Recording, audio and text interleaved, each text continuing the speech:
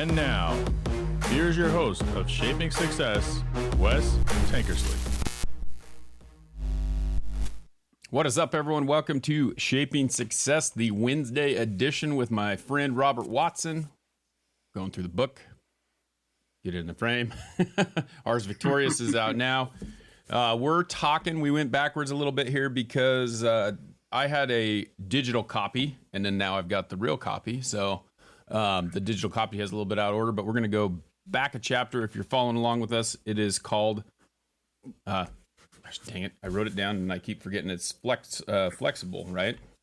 No, frame of mind. Frame of mind. I've said it like right before we were talking about it and we've been going through it. I like this one because it's, it's not very often that you get to tap back into like some college stuff and Dweck and mindset and things like that. So, right.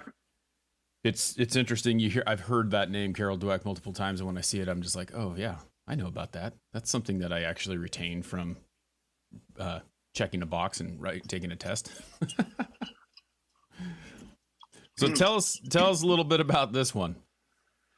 Well, this one's kind of simple. It starts off with the idea that the frame matters more than the picture. How we perceive things. For example, we do not see the world as it is. We see the world as we are. We see through the experience of our lens. That means that even though you and I are sharing the same podcast in theoretically the same reality, we don't see it the same way.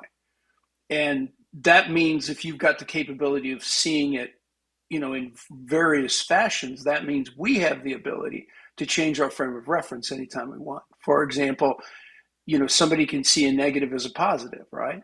Or you can see every obstacle in your, every challenge in your way is some kind of negative, something that's been put upon you. Or you can say, oh, cool, I need to go right. I need to go left. Oh, I need to turn around. You don't have to see things in the straight up positive or negative or you can see things in shades of gray. It's really, really an interesting way to revisit your entire perspective of life. Yeah, and I think that's brilliant. I think that's great. And we think about that. It really is that simple, even though it seems so hard, right? Like we have to really reframe the way that we look at it. And you've been talking a lot about, like on your TikToks, I've noticed lately that and we've been talking about how failure is a positive thing. Like you fail forward, like the ability to take whatever that is and flip it around and realize that it is something that is propelling you towards the end goal of being successful in whatever you're doing, right? Yeah, and the other side of it is that every one of us gets caught in these little negative spirals, right? Like something negative happens and then you go, well, that happened and that happened. And all of a sudden you start going, well, if that happens, then that happens. And you're down, you're 10 streets down the road and you're like, why? There really wasn't anything other than this small trigger, yet I managed to turn it into a huge negative. Wasn't necessary. I could have looked at that situation and turned it into a huge positive. Yeah, all by the shape of my mind. Yeah, and that's exactly what it is. Like, I feel like this happens to me a lot of times. Like, I'll get in these funks, and like people will know because it is who I am. Like, I wear it on my sleeve. That's who I am. And it's funny how like I'll be steamrolling ahead, and then all of a sudden, boom, I'll hit this bump, and then I'm just like, what do I got to do? And like it takes me sometimes. It can take a while to figure that out, but the truth of it is, when it's all said and done, I'm still going. Like, it's not like I'm going to quit. It's just I'm trying to refocus my energy and try and figure out where exactly we can take that. Yeah, and one of the things last night, I was laying in bed and someone didn't do something that I would have appreciated if they would have done it. They didn't have to, but it would have been nice. And so then I spent like 15 minutes in bed turning that into some kind of spiraling negative. And I went, why in the world did I do that? And that's just because, I didn't get what I wanted. Is that really what this is about? I mean, not that it was negative, mind you, right? It wasn't even a negative. It was I didn't get what I wanted. Right. And I was like, God, that's horrible. And, that changing that mindset and flipping that around, it's like every morning when I get up. I mean, I can tell you that 4 a.m. doesn't feel good every morning. Right. Right? It just doesn't. And I've been having hip problems and knee problems. And so, because repetitive stress, I'm at 9.5 years. There's a lot of repetitive stress injuries. But I just get up and I just do it.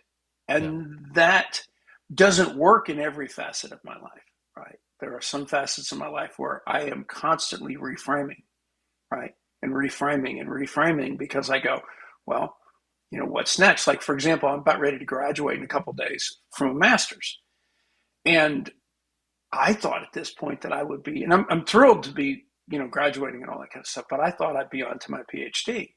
And I'm actually not. I'm going into another master's program. Now, I don't have to pay for this one, Right. but it doesn't matter. I mean, what I thought was my course, right, shifted on me. And now I have to reframe that and say, okay, that's okay. It gives me another opportunity. It gives me more of this, more of that. I have to take all the positives that I can. I mean, it's not negative. Right. I just went from graduating with a master's to another master's program that I don't have to pay for. How's that a negative? This is how many masters do you have at this point? No, this is my first master's. I have two bachelors. And okay. All right. I knew you graduated a couple of years back ago. Right. And I have a graduate certificate in international affairs. And so now I have a master's in international policy. Okay. And I'm going to get a master's in communication, specifically strategic communication, so I can go on and do my PhD in communication. Yeah. So it's amazing to like never stop, right? It's always one of those things like that's kind of the way I feel. It's like, I was thinking about this challenge that I had yesterday. It's like, there's customers that are very challenging and I'm pretty good at what I do. Like I've learned that no matter what it is, if I don't sell to someone, or if I do sell to someone, it's really dependent on a lot of factors, and that I'm accepting of the fact that I didn't make the sale now. More of like, I'm not so hurt about it. Like, I understand why. There's just some things that just aren't going to happen. Like, we all sell the same product, and usually it's about the price. That's really what it is. And I can't fall within that price for every single person. But there are some people that are really like, you walk into the house and you know right then and there that they're going to be more difficult to deal with. Like, they're going to be harder to sell on whatever it is. And I was thinking about this customer that I have next week that I got, that it theoretically or historically has been this type of customer I have sold one shade to, and I've probably had 10 appointments. It's very rare that that's the way that works. Now I'm thinking about the challenge of how am I going to get this one, because it is very important to me to get this one, because I don't want to fail, right? Like, now what's the challenge? And that's what life is like finding that challenge and figuring out how to fix it, right? What can I do differently? Yeah, it's always the challenge of the next best thing. And it doesn't matter what life presents you, if you can reframe everything to get the opportunity, which is what, if you think about it, it's what the propaganda masters do to us. Right. They have what's called framing, right? So they frame a situation in such a way that you'll then see the stimulus in the way they want you to see it. Right. So you always have to be careful. Well, if they can do it to you, well, then you can do it to yourself. And that's the real value added, is recognizing the technique and then saying, okay, I got this. There's an opportunity for me to change things, an opportunity for me to reframe something. Yeah. As just, another stumbling block. No big deal. You have to become it. This is going to sound like a different way of looking at it. I'm trying to think of how it's going to sound. It's going to sound bad, but like, you have to become the master of manipulation in your own head. Like, you have to learn how to manipulate the way that you think, because if you don't, then it's not going to really work out for you. You talked about like the frame of mind. It's funny when I saw the putting in the yet, right? Like in the conversation. Yeah. And I used to tell that to little kids all the time when we're teaching. And I tell my daughter the same thing. It's like, I can't throw a baseball. And it's like, okay, so there's two choices, right? Like, I can't throw a baseball, or I can't throw a baseball yet. And when you throw yet in there, that means that you're actually giving yourself the opportunity to do it. And I used to tell, like, when I student taught, because I taught, higher age groups typically, and most of the time they're like, I can't do it. It's like, but the younger kids are really like, I can't do it. And it's, yeah, you can, you will. You can't do it now. Mm-hmm. You can't do it yet, but you will if you keep working on it. And the one really empowering thing with anything is to remember what one person does, you can do. Hmm. They're not superhuman. Okay. Now, granted, there might be a lesser competence in it, but that means you can still do it. Right. Yeah. And I was telling a friend the other day when I asked her to do something, she said, well, I'll try. And I said, no, no, do or do not. There is no try. Yeah. Okay. I gave her the Master Yoda Yep. stuff, The right? Yoda. That's exactly. That was what was popping But in my head. I'm like, that's a Yoda line. and that's a Yoda line. Yep. But it's so appropriate because what you're saying to somebody when you say I'll try is you saying, well, maybe might happen. No, no, no. It only requires you do or do not. Right. Why are you giving yourself an out? Right? Why is there an out? Like yet. I mean, there are certain things that don't box you in, but they put you in the frame of mind that says, yeah, I'll be successful. Like, for example, her idea of I'll try. No, no, no, no, don't try. Okay. You will do it. You're just not doing it yet. Okay. Right. It really is that simple, but you can't give yourself an out that says, I'll try. Because in your back of your mind, you have that failure preloaded.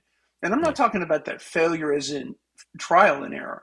I'm talking that failure as in quit, Hmm. right? Because in essence, a lot of times the failure that causes us to turn 180 is really not failure, it's quitting. Right. And that's what you just simply say is, I don't have it yet because I'm not going to quit. And And so that's yeah. it's a switch though too. Like I mean, I feel like, and it comes down to everything that you do. Like you have to realize that even though I don't know, a couple of weeks ago I was changing the spark plugs in my truck, and I'm sitting there going, they're a pain in the butt. Like if anyone's ever changed spark plugs, they know that like there's this rubber like on the plug wire. It's a rubber piece that is buried back sometimes. New vehicles are a little bit different because they're pretty open because they've learned how to make everything so streamlined. Older ones you kind of got to work around. But even so, there's one that's next back to the firewall, which is the front of the truck. And you reach back in there and you try to get it and you can't get it off of there and you're wiggling and you're whatever. And it's like, okay, I'm this deep into this. I have two choices. I can sit here and cry about this or I can get it done. And every single different thing that I tried wasn't getting it. And then finally, all of a sudden it pops off. But if I would have just said, screw this, I'm not doing it, never would have happened. And you have to be willing that, like, it's just that frame of mind. Like I've thought about that a lot. Like in my life, it's like, just like you said, you're going to do it. And if you say that I'm going to try, it's never going to happen. You have to be willing to make sure that you keep going. It's not try. It's due. Just like you said. Yeah, it's funny because you're talking about car repairs. So my battery gave out the other night on my car. Well, this is a very old car that I inherited from my parents, and because I'm in college, I don't want a car payment or anything, so I'm driving an old car. That's nice. When the battery goes out on a very old car, what's the problem? Everything's rusted in place, right? So I Yep. look down at the battery, right, and the little connector that's holding it together is right there in front of my face. No problem. You just need to, but the problem was, of course, it hadn't been changed in a decade, Mm-hmm. right? So it took, this, that, and the other, and finally it popped, right? You could hear that pop of the rust snapping. Yep. And you don't want it to be the other thing, right? Which is the nuts completely snapping off. Broken half. But exactly. But nonetheless, got it done. And I went ahead and it's surprising enough, from the failure to the Uber to the store and the battery to restart was an hour and 5 minutes. Is all it took me. Yep. And so I thought to myself, because again, you're like, oh my gosh, my battery died, blah, blah, blah, blah, blah. What an entire blessing that I could do all that in an hour and 5 minutes. And I had dinner plans with somebody, and I was just an hour late for a dead battery. Yeah. That's pretty amazing. And it's not me saying, wow, I did such a great job. It's just that everything had to come together, right? I go online to the auto store, order the battery, it'd be ready in 30 minutes. I call the Uber, right? All this stuff. I get back, it's rusted through. Just so happened there's a guy from my apartment complex, one of the maintenance guys that I've made friends with, and he goes, no, come here. I got this. Walks up, listen, pop, pop, snap, right? what? That's just a sequence of not allowing the negative. I mean, come on, a dead battery is not a positive, Yeah. but not allowing the negative, right, to influence the thing to be able to accomplish something that you needed to accomplish. I mean, well, there was no getting around it. I had to Right. replace the battery. I have to choose whether or not I'm empowering about it. How I frame it decides how successful I'm going to be. My friend says, "Well, you're going to call a tow truck?" I said, "A tow truck? What for?" Right. I said, "I'm calling an Uber. Where are you going?" Auto supply store. I Yeah. mean, I can change a battery. But isn't that interesting? You just stay in this empowering frame of mind the entire time where I'll figure it out. Yeah, I mean, the Right. alternative is right. I mean, talking about battery issues, like I was just, as we're talking about that again, we're talking about the perception of the way that things go in your mind and how you frame it, right? I Mm-hmm. had kind of the same thing going on with my truck. It's a newer vehicle, but the battery was bad, and it essentially locked me out of the truck running. Like I got out of the truck to go open up the back of Yeah. my truck, close the door with the sample books in the back, and to go look at a sample that I needed to get. I was pulled off on the side of the road in the middle of nowhere trying to figure out, this customer wanted a picture of a sample. And I'm like, great. Okay. So I go and get it. Truck locks itself. Now I've got two choices. So I sat there for a minute and I kind of freaked out for about 2 minutes. And then I thought, well, this Yep. isn't going to change. What can I do?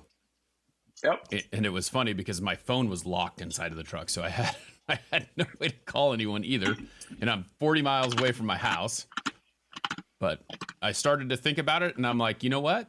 I don't have it on now, but I have my Apple Watch on and I can make calls with it. So, you figure it out, you find a way. And that's really what it's about, is like, if you're willing to keep working at it, if you're willing to understand that it's going to happen no matter what, you're going to be invincible. You're going to make it happen. Yeah, and I do like the fact that we all do that first 30 seconds of, oh, shit, right? Yeah. Kind of the freak out, like, Yep. okay. And once you get to the empowering state of mind, you just go, okay, what's next? What should I be doing? What should I be doing? If I wasn't emotional, right? Like, oh crap, this is bad. If I can take the emotion out, Yeah. right? All of a sudden, and I love going back to that SAFE model, which is, do you have a strategy? Do you have the ability? And are you willing to fearlessly execute? Yep. Well, a lot of times what gets in the way of your strategy and your ability is you just get emotional. Right. And you don't need to be emotional. And the emotion comes at the front end of problems too, in the strategy and ability section. But it also comes in the fearless execution side where you just literally get a couple failures and you want to quit. Yeah. And you just can't. And it's so interesting how emotions betray you in the process, right? Yeah. And I They think don't help you. Yeah, it's funny because Nikki typed in, and I'm almost sure I know what she's thinking, because it's kind of what I'm thinking too. Like a 30-second freak out. There are things that are a 30-second freak out, right? Like, but a lot of times, in me being really transparent with everyone, is like, I have more than a 30-second freak out sometimes. Like I have more than a 2-minute freak out. Like it could take days to get out of that mode, and people are that way. Like but the reality is even though it's going to take me a minute to get out of that, a couple days, a couple weeks or whatever, I'm not going to accept the fact that the freak out is acceptable, right? Like at some point you have to get over it and figure out a way to get around it. And it's tough, but it's gotten better, right? Like as you change this frame of mind, like you're talking about, it will get easier. It will change. That 30-minute freak out turned into a 2-minute freak out, turned into a 30-second freak out, because you just realize that it's really you that's stopping you. It's not anyone else. It's like it's between your ears, and you can turn the situation to whatever you want, but you have to be willing to understand that no matter what, you can do it. Yeah, I mean, one of the things we do, in this book, of course, I have critical failures, plane crashes, and parachutes not opening, et cetera, et cetera, et cetera. And all of them required that they had trained you to immediately transcend the freak out. You had to. Yep. You didn't have 30 seconds to freak out. So you had to immediately transcend. But, that's when you've trained for something. You don't train for battery failure. Right. You don't train for your truck to lock you out. Mm-hmm. You just kind of go, oh crap. And Yeah. then you start trying to get into that creative, empowering side as fast as you can. And thank God you have other windows that you've entered that situation in before, right? It's not like this is your first rodeo or it's your first problem, Right. right? But that still doesn't change the reaction that you have, which is emotion of crap. You Right. know, And okay. now, anytime I get out of my truck, I roll my window down. Oh, I bet you do. I've learned, but that's the thing though. Like that's the process that you learn the first time. It's funny because the first time I did it, because like a lot of times it's like searching for a bathroom in the job that I have because there's nowhere to go. You don't go in a customer's house or whatever. And I'm in construction sites, so there's outhouses everywhere. But like I'm gonna be quick. I'm gonna be in and out of that thing. So I'm like, I'll just jump out of my truck, leave it running, go run in there. Now it's like, nope. Window down or keys in my pocket. But I learned my Yeah, lesson. yeah, yeah. And I do have to laugh at new technology because, of course, the car in question, I believe it's 17 years old and only has 50,000 miles on it. Yeah. But here's the thing: I don't have any of the stuff y'all do. Right. I mean, when I say it's basic, you can still pop the hood, Yeah, right, 17 and years, it's look into. probably not carbureted, but still, you Yeah, know. but you have a lot of control, and things are very simple, Right. right? If you don't have contact, you don't have a charge of battery, you go look at the lead. I mean, it's not. This is not. Well, let me go look at the computer chip array. Yeah.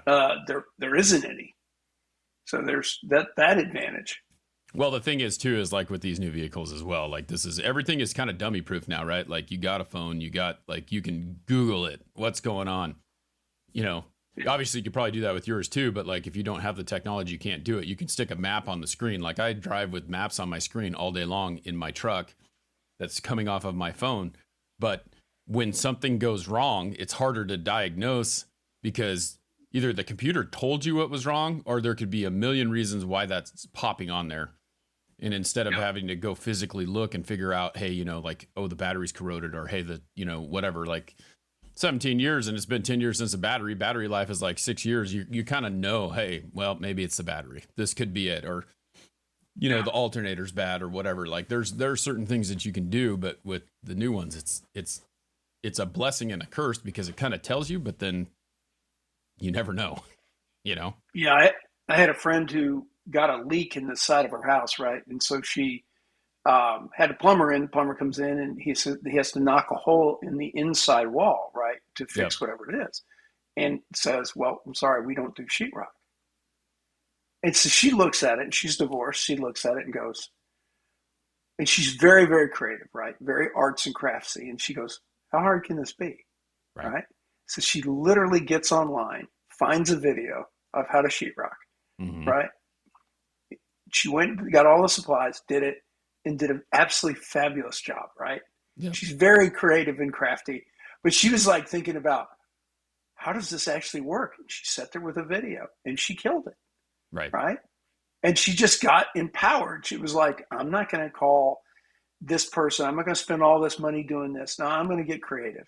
And Right. instead of, because her initial response was exactly what ours was, freak out. There's a Yep. hole in my wall, right? What do I And, do? and right, and in her mind, it's a hole to the outside world so critters can climb in.